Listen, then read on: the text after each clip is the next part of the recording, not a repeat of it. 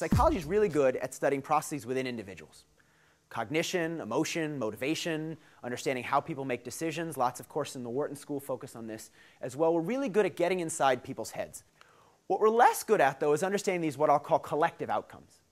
Right? It's not one person doing one thing. It's a whole bunch of people doing the same thing at the same period of time for something to make the most emailed list. And so there's an old song that goes, how do we get there from here? That's essentially the question you could ask ourselves. How do we go from individual psychology, or things within people's heads, to these collective outcomes? You guys might have heard word of mouth, viral marketing, buzz marketing.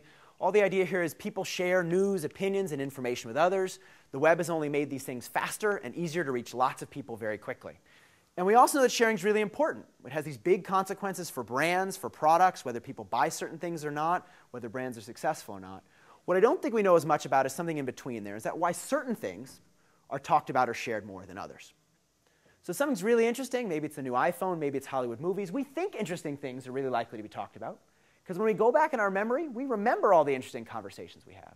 But we don't remember all those dozens, if not hundreds of conversations we have every day that aren't very interesting, but we still talked about them.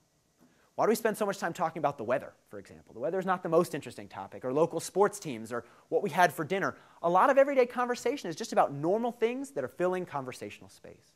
And so what we find here is it's actually not true that more interesting products are talked about more. It matters if they're cued or triggered by the surrounding environment. So Taco Bell, you can eat 2 meals a day, maybe for lunch or dinner. Each time that's an occasion for you to think about the brand potentially. And that's a product usage situation.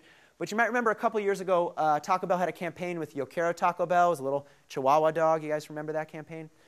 Well, the more people see that Chihuahua dog, the more likely they might be to think about Taco Bell. So maybe they just see Chihuahua dogs in their environment. They might think about the brand and be more likely to talk about it. And that's what we find. So products that are cued more frequently by anything in the surrounding environment are more likely to be discussed.